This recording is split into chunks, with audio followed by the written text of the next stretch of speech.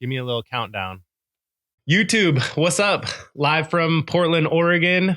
Back at you again. Dojo Outfitters podcast. The legend tour continues. I get to bring on my friend, black belt under Edgy Bravo, 10th Planet instructor, Shugyo CEO, freaking chef, so many different things. My homie, Phill Schwartz. What's up, dude? What's up, dude? Dude, literally when I was thinking about this podcast and I was like, man, I want to like interview all the people, all the black belts that I know, just because like I know so many cool people. You were like literally, and I'm not gassing you up right now. Okay. I'm not gassing you up, but you were literally one of the first people I thought about. How many like cool conversations I've got to have with you. I was going to say, we've talked a lot. Yeah. How you've always been the homie, man. So dude, thank you so much for coming. Thank you for taking the time to come. And man, I'm just so excited to get to sit here and chat with you for a bit. Hell yeah, dude. Thank you. And thank you to Dojo Outfitters for inviting me. Yeah, man. Dude, we would have had you on earlier, but you were out in Australia saving, I heard you, now I heard this, it was a rumor, you saved 2 koala families. At least. At least 2. Dude, Australia is a trip. And I don't know. It's I grew up in Southern California and I felt like Australia felt like Southern California, the country. You know, everyone was just like chill, wanted to eat good, wanted to be healthy, you know, and just wanted to like hang out at the beach, you know, super friendly people, you know. It's pretty cool. Yeah, so it was a 3-day seminar. The summit, it was the first No Gi summit in Melbourne, Australia. And so it was 3 days of seminars, 6 black belt seminars. Myself, Jeremiah Vance, and Frank Barca representing 10th Planet Jiu Jitsu. And then we also had Lachlan Giles, Josh Hanger, and Kai Otera, which was just like so awesome. Like all 3, I love all 5 of those guys, you know, so getting to teach camps with guys of that caliber, you know, is pretty fucking awesome. So that was a great trip.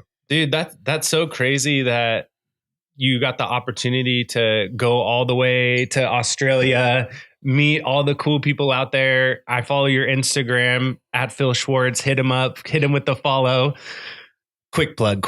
Oh my God. But anyway, so I was watching your Instagram, dude, and you like had so many people out there that were like posting about you and like excited to learn from you. Like what's like, that's gotta feel so good. It feels great. It's the shit. You know, I mean, I would be lying if I said I didn't love it, but you know, I've been to a lot of seminars, and I've certainly got the opportunity to teach a lot of seminars. And one thing that I'm always looking for when I'm teaching is I want to not necessarily be the flashiest instructor or necessarily like maybe the most impressive, but I always try to make sure that something I teach is something that the students are going to be able to like really put to work and like really use.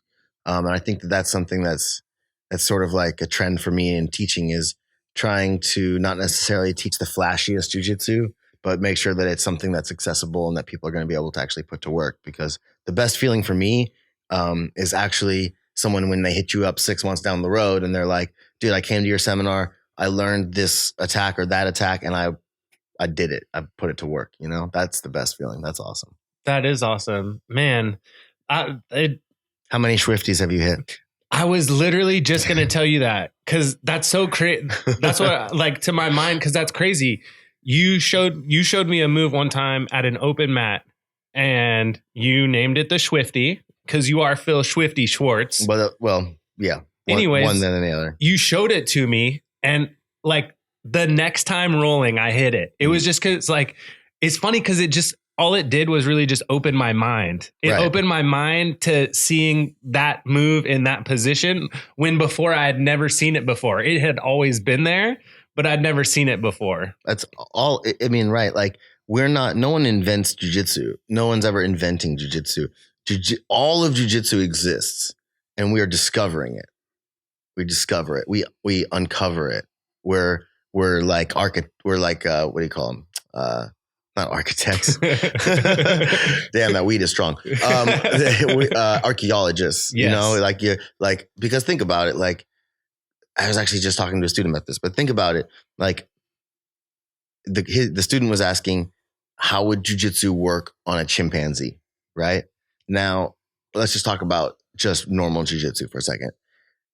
why I say all jiu-jitsu exists is because like you could take a computer simulator or whatever, and you could look at all the different permutations of the body, right? And all the different controls. Like not much about you is changing, you know? And when we learn a new jiu-jitsu move, all we're talking about is a new or unknown organization of the body. Like when Nathan started hitting everybody with dead orchards, you know, Nathan Orchard hitting everybody with the dead orchard. It's a double arm in triangle, you know? Everyone in jiu-jitsu thought you were supposed to do a one arm in, one arm out triangle. That's jiu-jitsu dogma. One arm in, one arm out. You know, I'm paraphrasing some Eddie Bravo here. But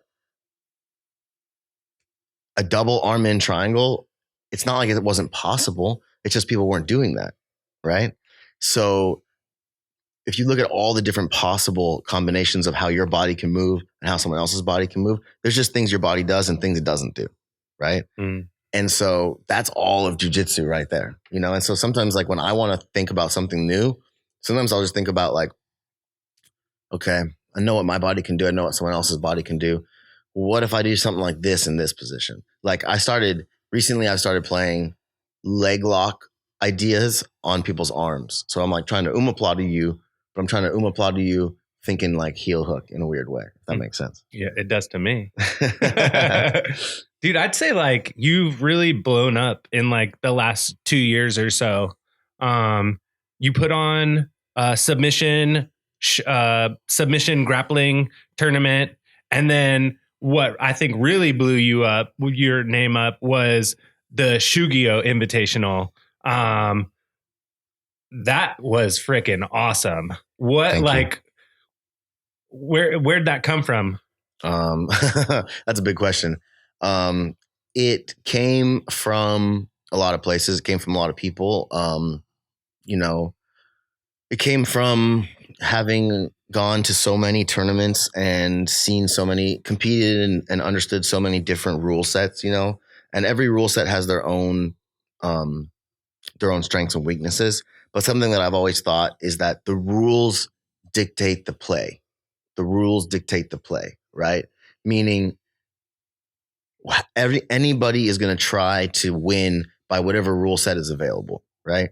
So if you know you can get a takedown and then hold your opponent for 4 more minutes and you win the match, then why would you do more than that, you know? So we see a lot of matches that end in stalls when someone can just take down and make that the way to win the match, right? And so Shugyo was kind of like this weird, like, okay, here's the thing. Like this, I think this is the simplest way to put it. People always want to bitch about the rules. Everyone always wants to complain about the rules. No matter what the rules are, people want to complain. So if it's EBI overtime, they want to say, well, I was dominating and then he got to start on my back, but he never earned my back. So I shouldn't have lost, right? They want to, blah, blah, blah, blah, blah, right? Everyone can always complain about the rules. In Shugyo, there's no way to complain about the rules because it's just you and another person and as much time as it takes for one of you to prove that you're better at jiu-jitsu. So it was an idea of returning to purity and making something where every athlete would be put in a position where they could get what they really are after, which is to see how good they are that day. You know, how sharp was I today? How good is my training? How clean can I get in there and try and kill these guys? You know, and it's different in no time limit than any other format. Yeah. So are you thinking, so Nate Orchard ended up winning it. And four submissions. I thought it was cool how you did it too, because you filmed it and then put it out like through episodes, like it was like a TV series. And so I thought that was a cool way to kind of put the series out there. And it would like kept us wanting more. I'm actually like a guilty addict of reality TV. Like I love reality TV, like Gordon Ramsay. That's my man. You know? Oh yeah, Oh. like which one of his shows? Oh, I mean, Kitchen Nightmares. Any of them? No, Hell's Kitchen's my favorite. Hell's Kitchen. Hell's Kitchen's my favorite though. Oh yeah, dude, I love it when. Oh, that's the best. That's the shit right there. See, but I could take that yelling. That's the Can thing. you? Oh yeah. Oh, you think so? No problem. Okay, dude, I've been yelled at my whole life. Like just because he's got a he British. breaks people, dude. Nah, yeah, he. You all shit. I'd be like, I am. Thank you, chef. Yeah. So anyway, so I've felt the addiction before, and we wanted to do that. We wanted to keep the suspense going. I think suspense is a big part of it, and we want to do more seasons. That's our next goal, is to make more seasons of Shugyo.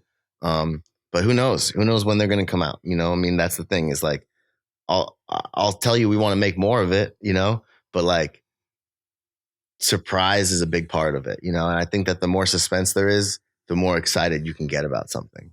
I'll agree with that. Yeah, I like how there was like secretive. You blacked out all of 10th Planet Portland, and no one was invited. Yeah, no spectators. Yeah, man, that's so cool. What's funny was that so we had the main mat area, and then we had like a warm up mat area, and then we just had like chill spaces. We had a massage space. We had massage specialists there to work with the athletes. We had places for them to chill, places for them to sleep, warm up spots, and a surprising amount of them stood or sat in the main mat room in the hottest, most uncomfortable, loudest environment and watched the whole tournament. Like, a lot of them were just sitting there, like, watching every match, watching every guy, every match, and that's just interesting. It's interesting to me. What was your favorite match of the tournament? Oh, wow.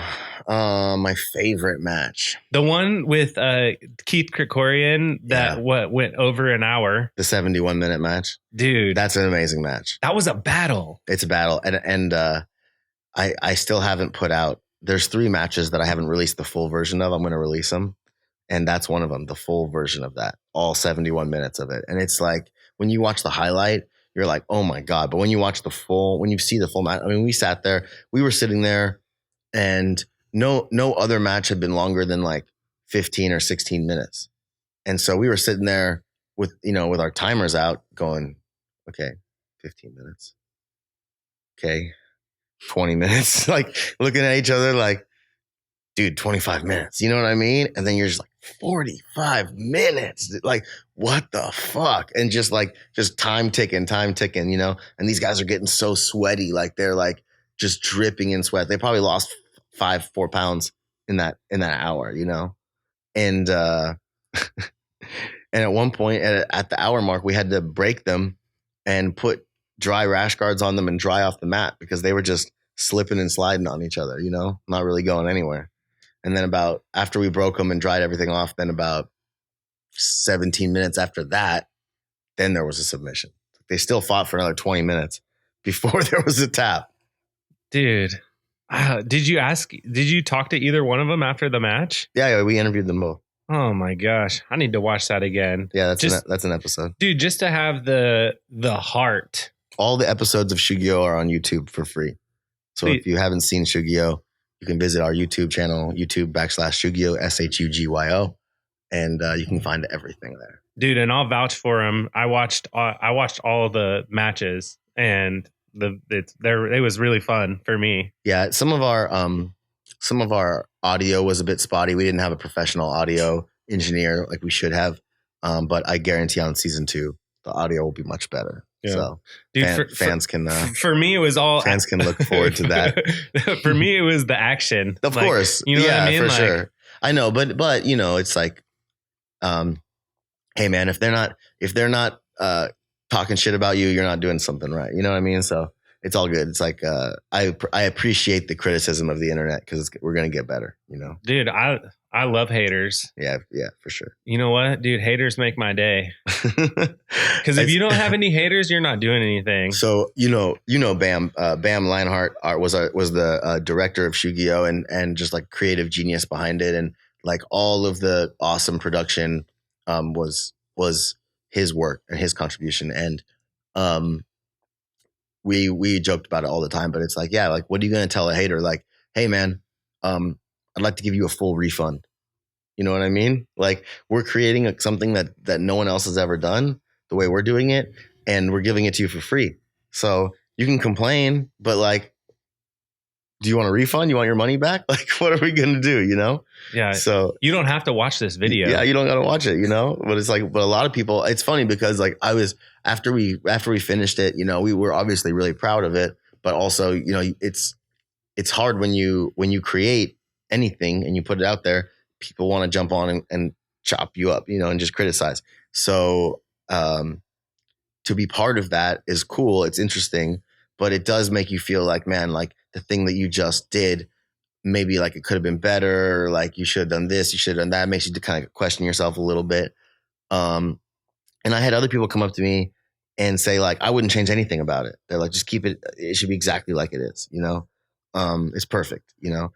And I'm like, okay, cool. So like some people really felt it and some people were like, cool, whatever, you know? Dude, I'm glad you said that, because the first episode of Dojo Outfitters podcast we put out, dude, it got some dislikes, bro, and like it like hurt my feelings. Yeah, you know what I mean? Because I was like, man, like I'm just out here just trying to just do something for fun and talk to homies, and you know, but I just was like, you know what, I'm not even gonna focus on it. I'm gonna focus on all the good stuff that I have and all the family and friends, and not think about all the negatives of people hitting the dislike button. right. Yeah, I mean, to paraphrase one of my people that I look up to as a creator is Kevin Smith, and one thing that he said is you basically in the world you can either be a creator or a destroyer. Like those are kind of the two career paths, you know. You can like knock things down, chop things up, or you can try to build new things, you know. So like it's harder to be a creator than it is to be a destroyer. The destroyer is the easy path, you know. So he said if you feel inclined to create, then follow that, you know. So that's kind of where I've gotten. Like you were saying, you said you feel like I blew up, but really I don't think I blew up or anything. I just feel like you know, in the last couple of years, like getting my black belt and a few other things in my life just kind of made me feel like I should just be taking more chances or doing more things that I really want to do, you know? So it's kind of like a little bit of maybe just more confidence, I guess, to create, you know? And because I've always been like an ideas person and I've always like had a lot of ideas. And I'll tell people like, oh, what about this idea? What about that idea? They're like, man, you should do that. But you can't do everything, you know? So you kind of have, there's the pressure there of like, what am I going to put my energy into, you know? And when we started talking to Shugyo, when Bam and I started talking about Shugyo, when we started talking to a few other athletes about it, and I could tell that there was some real, like something really there, like a real spark of interest, like athletes wanting to test themselves, wanting to see how good they are, wanting to go into the hardest rule set possible, you know. It was like, it took on a life of its own, you know? So it felt really good to put creative energy into that, you know? Yeah. Absolutely. Dude, I want to know, how did we even get here? Like how, you know what I mean? Like how did we even meet? Like when did you start your path of jiu-jitsu? We were talking earlier, 12 years. Yeah, I started actually the very first jiu-jitsu class I ever went to was in Portland because I was in college at Reed College, and I was in school, and the school had like a kind of self-defense class, but it was really just jiu-jitsu. So that was the first class I ever took. And then I went home to LA, and I was looking for a gym in my neighborhood. I went to one gym and it seemed really like shady and not a real school. And then the next gym I went to check out was Eddie Bravo's gym. And it just happened to be like a 5-minute walk from my house, like growing up. And at least it was like his second gym. And I walked in there immediately, like was having a good time, was laughing, thought the class was dope. And I was just like, cool, like this is the gym for me, you know? So that was how I started 10th Planet. And I've trained off and on since then, you know? And in 2013, I had left Oregon after college, And in 2013, I decided to move back. And that was when Nathan Orchard and I started 10th Planet Portland. And eventually we moved around a few times and we settled into our new location on Grand Avenue. And yeah, I mean, that's how we are. That's how we ended up here for me. So how did you and Nate meet? Oh, Nate and I actually met in LA. I actually was just telling somebody about the story. It's funny. Nate and I met when Nate came to visit 10th Planet headquarters, and I was training with Eddie down in LA. And Nathan was so good, but he didn't know how good he was because he was living in Grants Pass and he didn't have that many training partners. So he was like literally training out of his garage with dudes. And like he might fuck them up, but then like if you just fuck up the guy that you train with in your garage, that doesn't really mean very much. You know what I mean? So Nate came down to Los Angeles and to like train with Eddie after getting his blue belt. He came down and he was just like really, really taking it to people in Eddie's gym. And Eddie was just throwing dudes at him and Nate was just like beating him up or whatever. And so Nate was like, that was Nate kind of being like, oh, I'm pretty good at jiu-jitsu, like actually understanding, like putting it together. And I think Eddie gave him his purple belt then that week. So Nate had his blue belt for about 2 weeks. It was about a 2-week blue belt. He went from he was a white belt for a few years though. And then once he kind of like got plugged into 10th Planet, he got his blue belt, and then he went to LA, and like 3 weeks later he was a purple belt. And so anyways, so Nate and I met, and we met at 10th Planet headquarters, and we were just like had this Oregon connection because he's from Southern Oregon and I'd lived in Oregon, but we were both meeting in LA. When I moved back to Portland, Nate was still living in Grants Pass, and so I was working with a couple guys, James Gamet and other guys back in the day, and Nathan moved from Grants Pass up to Portland, and then he and I started training together, and we remembered each other from LA. And so it was this weird kind of like very strange connection that he and I have had for a long time going back, and because we probably met in 2010, 2010, 2011 in LA. And so now flash forward 2013, 14, we're opening a school together, and then the rest is history. Man, what a cool story. Yeah, it's pretty cool for us. Yeah. So how did it work when Nate went up to Seattle then? So Nate, about a year ago, a little bit over a year ago, I think, Nate got married, and I actually was the I don't know what to call it. The best man? I was the officiant. Yeah. I married them. Yeah, him and his wife. Excellent. Yeah, it was good. I was the Reverend. Yeah, Reverend Phill Schwartz. Yeah, honorable Reverend. So that was fun. And Nathan and Mackenzie Orchard. And so Nathan moved up to be with her and her son and his family now, and now they have a daughter together. And Nathan opened up 10th Planet Seattle. So now I'm the head instructor, owner of 10th Planet Portland. He's the head instructor, owner of 10th Planet Seattle. And we also have 10th Planet in Springfield, now 10th Planet in Newport. Shout out to Mike DeWitt and Nathan Wallner, and of course Andrew Alexander in 10th Planet Grants Pass. So 10th Planet is slowly spreading out over the Northwest, and you can expect some more in the Portland area hopefully soon. Man, that's so cool. And that's just like what I was saying again about kind of like everything that's happened to you in the last like few years with like all these cool tournaments you're putting on, how you became like the head instructor of 10th Planet now. You got your black belt. Like, dude, I remember because I think you must have been a brown belt when I met you. I sent you a picture on Instagram from 2016. It was like my first time ever training at 10th Planet because I actually met James. And it's a funny story. I saw James at the Cheesecake Factory. Right. He was a guest. I was the bartender. And I'm looking at this guy, right? I'm looking at him. I looked at his hair. I was like, man, I went with it. I was like, hey, I like your hair. I went with it. I'm a big hair guy. Turned out that was the right thing to say. Turned out that was the perfect thing to say.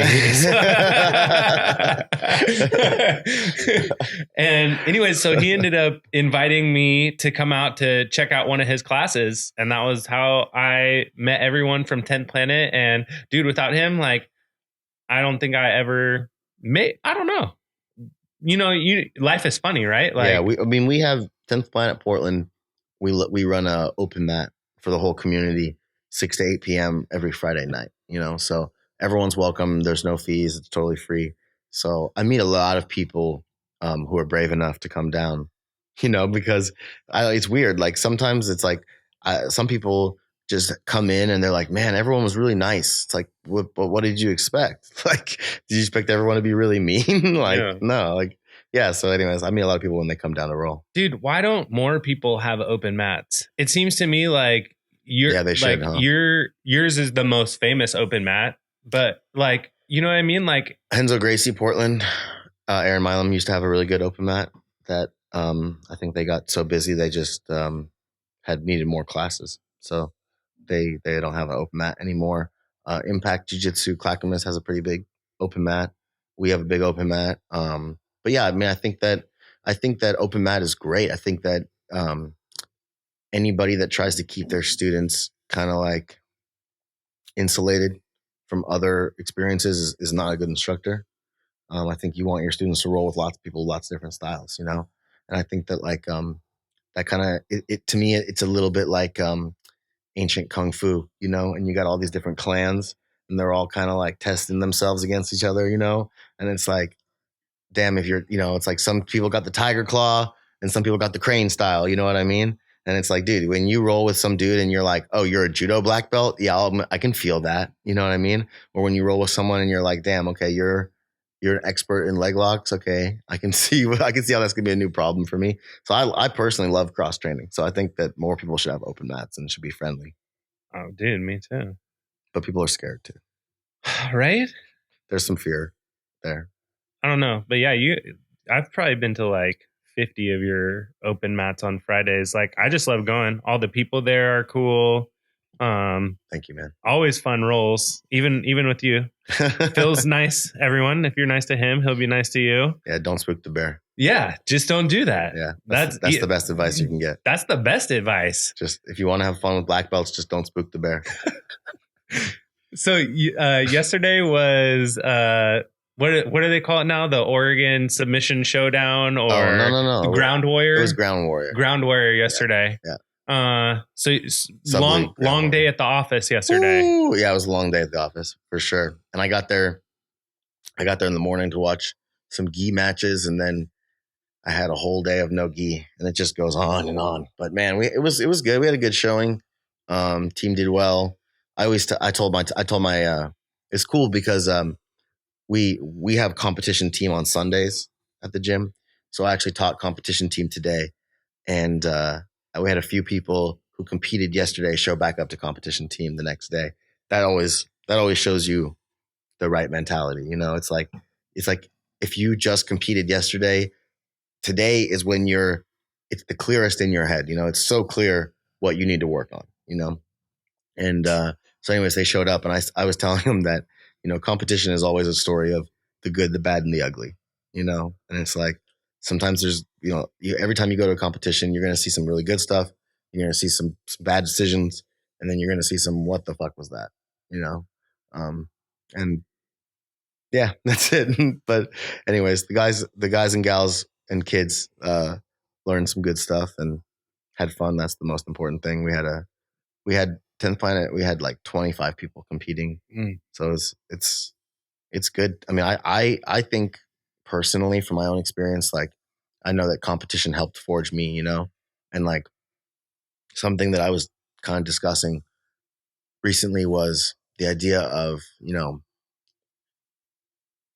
can you really get all the lessons of jiu-jitsu if you don't compete? Like, if you never compete, can you really say that you got all the lessons that jiu-jitsu is trying to teach you? Can you get a lot of them? For sure. You can probably get 80% of them, but I don't think you can say you got 100, that someone who just rolls in the gym and never competes and never puts themselves through the stress of competition, and never finds a way to fight through the stress and quiet that voice and rise to the occasion and kill the person you got to kill, even though you're afraid of them. You know what I mean? Like, I think that there's some of that stress that comes up in competition that we try to replicate, but it's just not the same in a fun role in the gym, Sure isn't. Playing in the gym, here's the thing. The gym is like playing a video game with unlimited lives. You know what I mean? Like, you've got all the tokens. You can just continue. There's no consequences, In competition, everyone's watching. One tap means the difference between everything. It's like playing in extreme hardcore mode, So I just think that, I think that it's not required. We don't require anybody to compete. But I think that if you're serious about trying to get the best of what jiu-jitsu has to offer, competition is where it's at. Yeah. Dude, I think that you have one of the best mantras in the game. What's my mantra? You always say this before your big fights. You say, today's a good day to die. Oh, yeah, dude. And I freaking love that. Yeah, I did it. Like, that's my shit. I wish that I could feel like that. I've talked about it a lot, but my anxiety is like through the roof every time that I've competed. And dude, that's all I want, is just to be able to go out there and say, hey, man, just today's a good day to die. If I die, I die. I've read a lot on warrior philosophy and samurai culture and a lot of different stuff I've read. And the truth is that being concerned about survival is one of the things that can distract you and get you killed, right? If you're always worried about survival and safety, that can also get you killed, and so being able to accept the idea that you're here to die, and if you don't die, that's great, but what you're here for is death, mine or yours, that puts you into a mindset and a mentality that can give you power over others, because a lot of people go to a competition and they immediately start listening to the voices in their head that are saying things like, we'll just see what happens today. Or, maybe we'll win, maybe we'll lose. Or, we're just here to have fun. That's one of the most dangerous ones. I'm just here to have fun. Dude, you're showing up to competition just to have fun. Let me rephrase. You want to have fun. You want to enjoy yourself, but you're not there for amusement in that way. It's not that kind of experience, right? So, so when you say that, it makes me laugh, because I say it every time I compete. If the competition means anything to me, like, I just have to psych myself up and know that I'm there to die, and you're going to have to push me to the point of death in order to get me out, because that's what I want to do. And it just, I don't know, it just makes me feel good when I compete. Dude, I love it. It's got a good record. I love it. And I don't mean to like bring this up, and I apologize in advance, but you had an ADCC match and my boy over here didn't tap. Oh, no, I went out unconscious. My boy wasn't tapping over here. You had to take him out. Yeah, it was cool though. That was definitely an interesting experience going out at ADCC. But yeah, I mean, dude, I was proud of you. Like, I swear to God, it was almost as much as like, it was almost like you won. Like, that's literally how I felt. It was almost like you had won, because like you went out on your shield. And like, I just think that's like so honorable. Yeah, I mean, it was a tight choke, and it was a good tight choke, and I didn't want to tap. That's all I could really say. And I woke up and did all the classic stuff: pop up, walk around, do everything, and then they raised the guy's hand, and it's like, oh yeah, sure. And then in retrospect, I've rewatched that video a couple times, but that's the only time I've been put out in competition. Really? Yeah. This is the first and only time. Have you ever been put out in practice? Yeah. Yeah, in practice I have. I've been put out twice in practice. Sometimes one time I got we were drilling arm triangles, and I had the student put me in an arm triangle. And he's arm triangling me and he's choking me, and it's like working sort of, but I want to like give him some details. So I'm like, all right, cool. And I tap and I sit up and I look him right in the eyes, and I'm like, all right, what you gotta do is you just gotta kind of pull your arm through a little bit and kind of like tighten this up and make sure that the bubble's gone and you squeeze all the space out, right? But what came out of my mouth was like, I was like somehow like in the choke, I had been like choked enough where I just couldn't speak. Like I'd lost speech. So like I thought I was saying this shit to him, and then he's just looking at me like with horror, like there's like such a horrified face, just like, oh my God, like what's wrong with him, coach? And I'm just like speaking in tongues and shit. And then I'm like, wait a second, why can't I? I'm trying to like. Obviously my brain is working, but I'm trying to like explain to him like what happened. I'm like, fuck, dude. I'm just going to sit here and wait for blood to get back to my brain. Hey, give me a second real quick. That's so funny. Yeah. So another thing that I remember seeing about you is actually when Joe Rogan got his black belt. Oh shit. I'm watching the video, and it's like Eddie Bravo, and he's like, I'm gonna give out a black belt, Joe Rogan. And he like goes up and like says a few words, and then like everyone starts dapping him up. And then again, my boy over here at the end of the video, I was like, Phill was there when Joe Rogan got his black belt. Like, it's true. How freaking cool is that? There's I was probably one of like 25 people in the room or something like that. Yeah, that was cool. It was like, well, okay, so that was a different gym when Eddie would move gyms, and then when he would move gyms, obviously all of his guys would just go with him. So like at that point, we were training at what is now 10th Planet Burbank, and it was cool, man. Like I always brought. I taught a seminar in Australia, and I told these guys this story actually.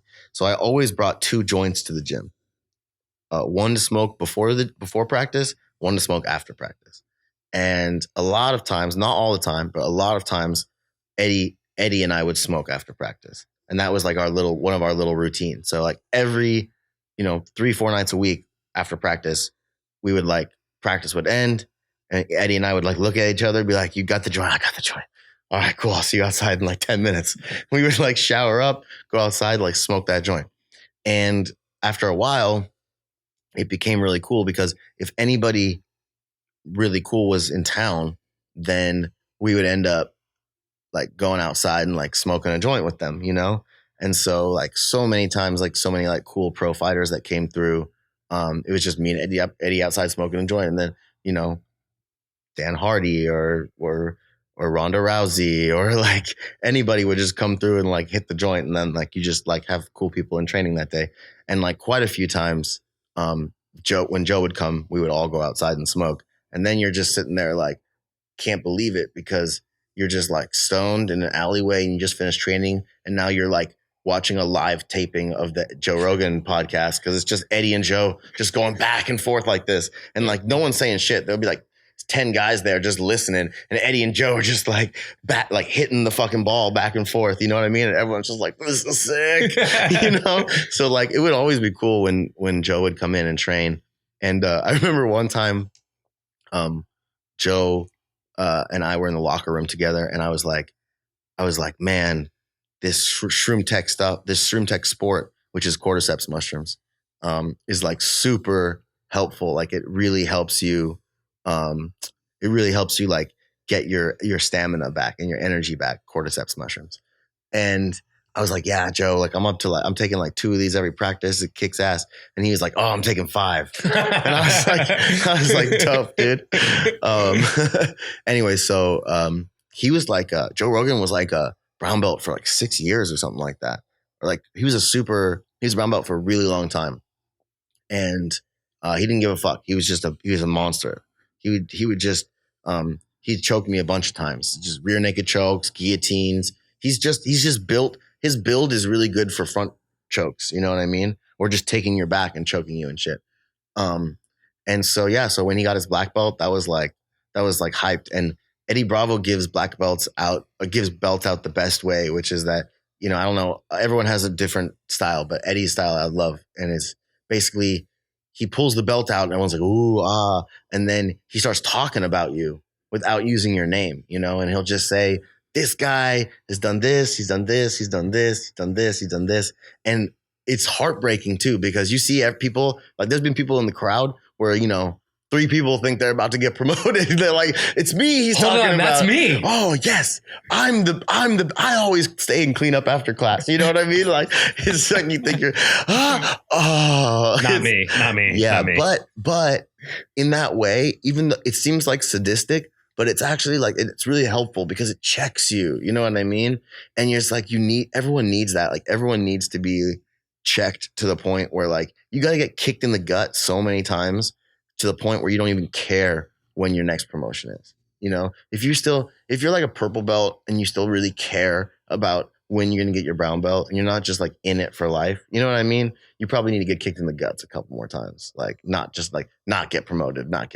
So anyways, Joe was one of the very first 10th Planet black belts, like number like 2 or 3. But he was a black belt in the gi though already. He was a black belt under John Jack Machado. Yeah. That it was super cool to be one of the people in the room when Joe Rogan got his black belt. And he actually, the speech that he gives is a pretty cool speech. And it's on YouTube. You can watch that clip. Yeah. And I lost about 30 pounds since that video was made. Dude, that is crazy. Like, I saw you posted like a picture of yourself like as a blue belt, and like you've like completely like transformed your like whole look. Yeah, I mean, I was pretty pudgy for a while. Did you just one day decide you were like, I'm just gonna?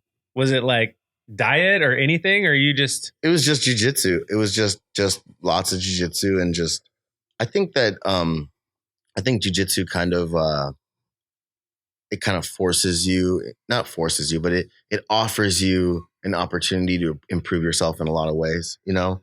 And because you hit these plateaus and you hit these walls, you know? And so you realize like, man, I'm doing everything I could do and I'm hitting this wall. So what do I need to stop doing? Like maybe you need to cut down on drinking. Maybe you need to cut down on your smoking. You know what I mean? Like the reason why I quit smoking cigarettes was because of jiu-jitsu. You know, the reason why I eat a healthier diet is because of jiu-jitsu. Like jiu-jitsu is my motivator to live a healthier life because I want my jiu-jitsu to be better, you know? And I know that like, if I go out drinking every night, it's going to affect my jiu-jitsu. My jiu-jitsu is going to suffer, you know? So when I do drink, I do it, but in moderation, you know? Mm. Man, speaking of food. You hungry? Dude, no. Well, I'm hungry because you made me this dish and now I can't remember the name of it, but you put applesauce and sour cream on it. Oh, it was a latke. Oh my gosh. Where'd you learn how to make that? My mom.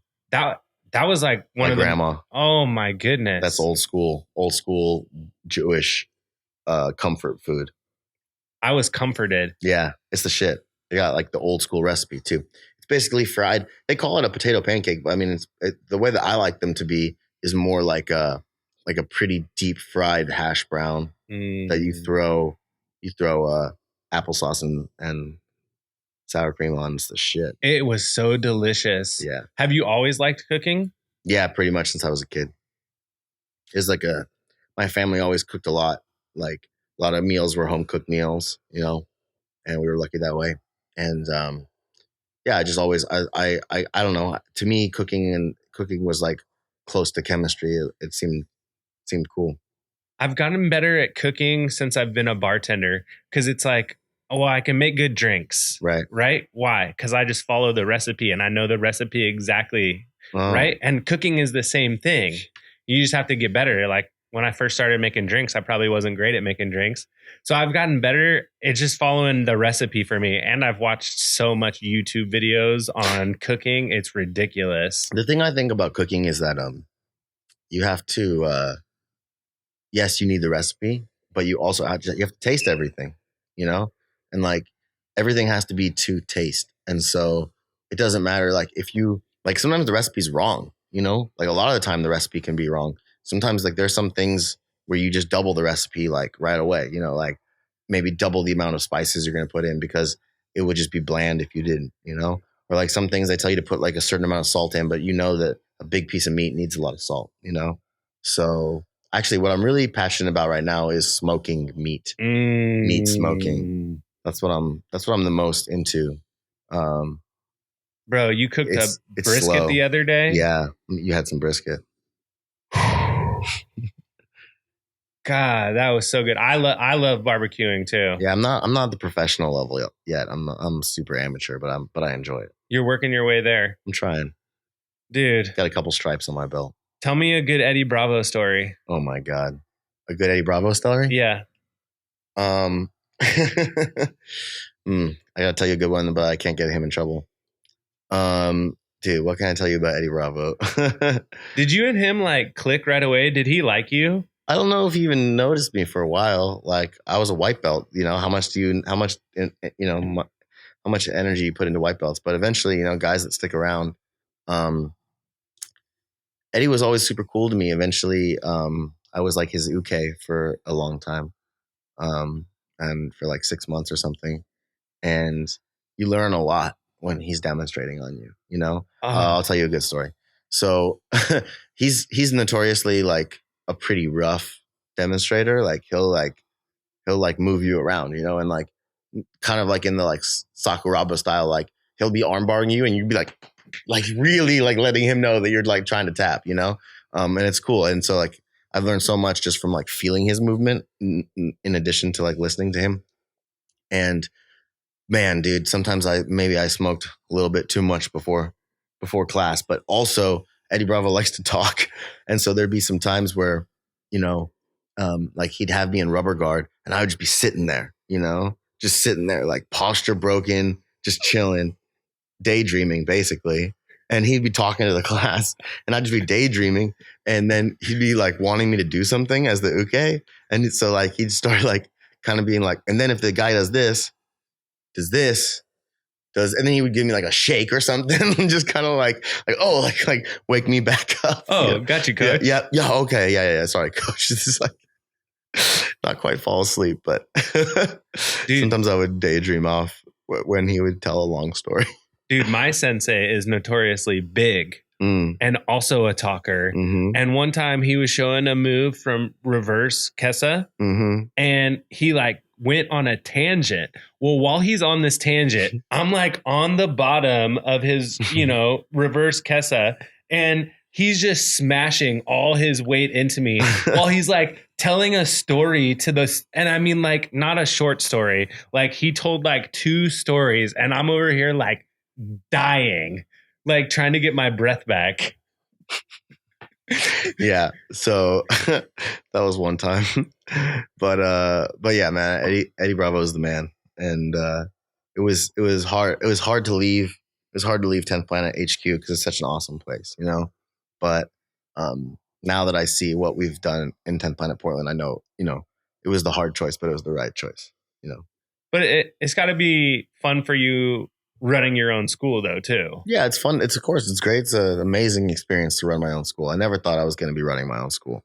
Even when I moved here from LA, I didn't think I was going to be running my own school. It just kind of organically happened, but it's nice too also because a lot of the gym owners visit HQ. They all want to go visit HQ and train with Eddie, but not all of those guys trained at HQ for a long time. So for me, whenever I go back, it feels more like going home. It's like, that's my home gym, like I'm a student of Eddie's from his home gym, and sometimes I tell people I run the Portland gym, but they don't realize that I grew up in LA, so that's kind of like where I come from 10th Planet. So when you were a white belt, did you roll with Eddie? Yeah. Did he just roll you up? Yeah, he fucked me up. When I was a white belt, dude, he fucked me up. He fucks me up all the time. He's so good. There's some places like Eddie introduced us to the idea of what's called dead zones, which is like the concept that there should be positions where if I put you in this position, it should be it. It should be it. It should be the end, you know? Like if I get your back with a body triangle, that should be a dead zone, you know? Or if I get you with full spider web, that should be a dead zone. Like why did you get to escape that? You know what I mean? That's a deficiency for me. And Eddie's got some dead zones that, dude, like they're stupid, but like quarter clinch, like if you let him grab onto just your ankle, you're dead. You can't let him have your ankle. Like if you stepped in front of him in combat base and you let him grab onto your ankle, that's the end of your match. You're going to lose now because like only bad things are going to happen from there. And I could tell you every step of what was going to happen, but it would be more fun just to watch it happen. And it's like quicksand. You're drowning in quicksand, dude. If you let Eddie Bravo put you in an arm triangle, you're fucked. That's it. He's not even like, people don't even know. He's not even like necessarily known for his arm triangle, but dude, fucking, you don't want him to have you in an arm triangle. It's the worst.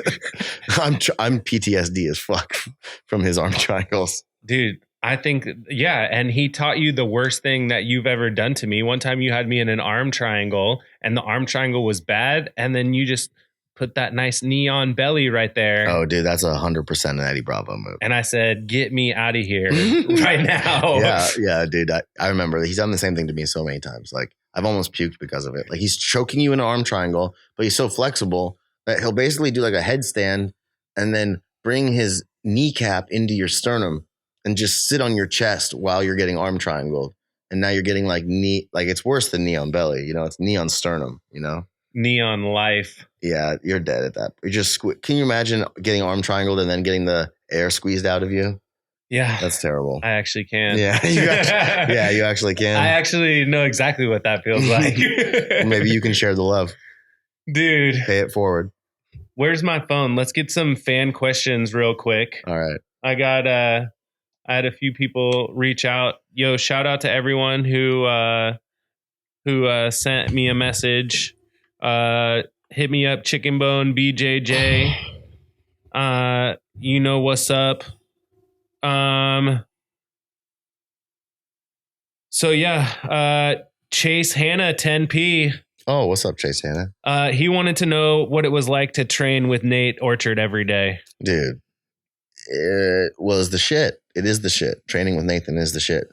Nathan is a extreme innovator of jiu-jitsu. He's always thinking of new ideas, new permutations, new organizations. He's an excellent practitioner. He's a great mover. He's a great athlete. He's a thoughtful guy. He's a philosopher. I mean, I love the guy. I can't say enough good stuff about him. I'm super stoked. I'm going with him to Thailand again this year. We're doing No Gi Summit, Koh Tao 2020 in Thailand. There's like shit. It's like 75% sold out right now. It's only been on sale for like 3 days. So people, if you want to come to Thailand with us, by the time you hear this, might be sold out. You want to jump on that nogisummit.com. But yeah, man, training with Nate is the shit. And I mean, it grew my game like light years. Having his pressure, you know, the amount of pressure that I've learned to cope with by rolling with him so much is more than what I experience on any normal day to day, you know? So it's like you rolling with your sensei, with Andy, and he, like you said, he's heavy, he puts that pressure on you, but then you go into competition and you're like, well, this guy's not as heavy as Andy. It's not even close. It's not even close. So Andy's raising that bar for you, you know, and Nathan certainly raised that bar for me. So it was awesome. Dude, that's so cool. Focused_savage wants to know what's the next meat you're grilling. No,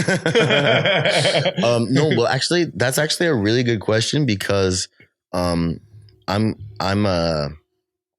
want to say I get bored easily, but I like to I want all the experiences. Like I'm not the kind of person who's like, I'm gonna master the brisket right now. I'm like the kind of person who's like, I gotta grill every single type of meat, you know, and then figure out like what I want to do the most. So I've done a lot of brisket. I've done tri-tip. I've done rib roasts. I've done prime rib. I've done salmon now. I'll eat all of that. Yeah, you know what I want to do again are beef ribs. Beef ribs are really cool because I like the way that beef ribs kind of shrink on the bone and it looks like the Flintstones. You know, Yeah. it's like a big old dinosaur bone. I like that. All right. That's a good question. At Not Young J May. Okay, I wonder who that is. You might have heard of this guy. Okay. He wants to know what do you think the future for Haley Van is? Oh my God, Haley Van. For those who don't know, Haley Van is a student at 10th Planet Portland. She is 16 years old, and she's a blue belt. And yeah, she's a blue belt, and she's just a phenomenal athlete. She's really good at jiu-jitsu, but what's really stepping up for her right now is that this is her first season wrestling in high school. She's in high school wrestling now. And she's just throwing girls, pinning girls. She's having a lot of success.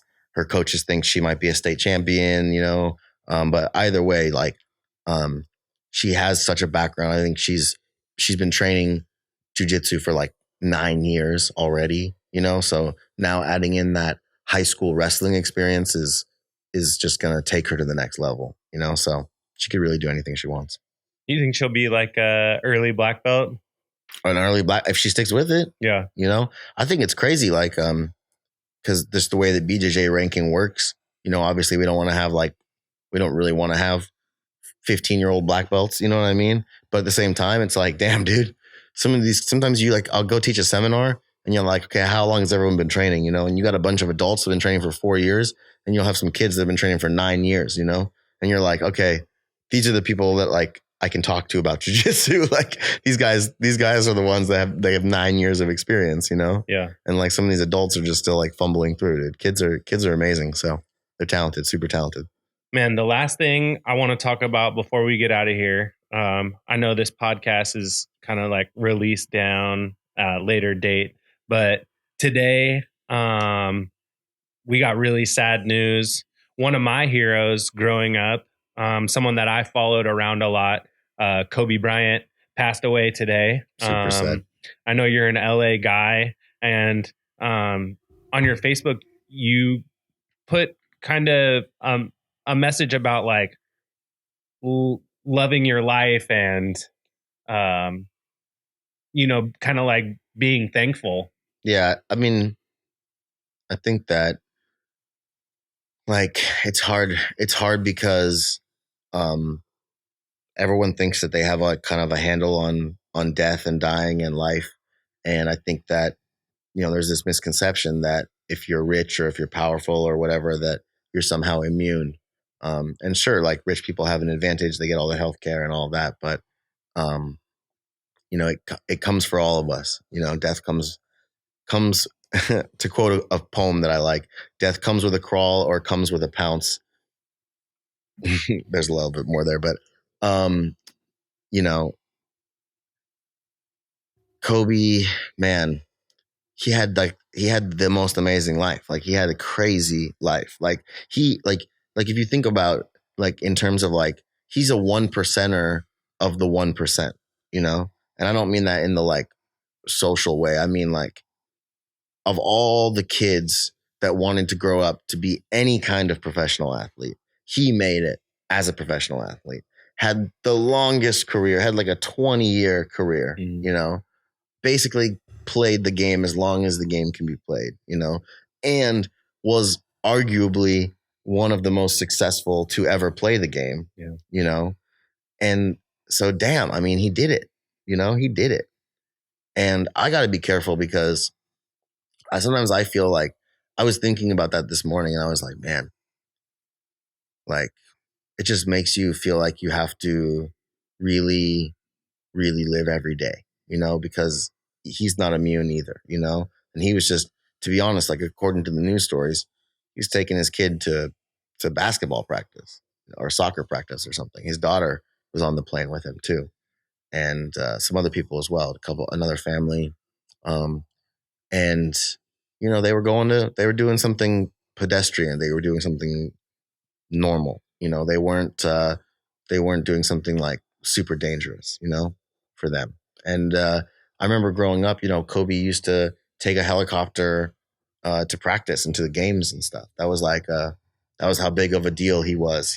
The rest of the team traveled on the bus, and Kobe Bryant would take a helicopter. You know what I mean? And he would land at the Staples Center in a helicopter, and it was a big deal. It's like, dude, he's Superman, you know? Yeah. And so anyways, it made me really sad, of course, to hear about that this morning, but it also made me immediately feel in touch with the fragility of life. Yeah. And how we need to always be respecting that and always be in awe of what we get to see every day and what we get to do. And, you know, kiss your family, hug your friends. Don't spend your time doing shit you don't want to do for people who don't care about you. You know? Yeah. The basics. Dude, my dude, Phill Schwartz. This was awesome. Dude, you're the man. Thank you so much. Thank you for spending time. Thanks for everyone who's watching. And Dojo Outfitters podcast. Appreciate you guys. Peace.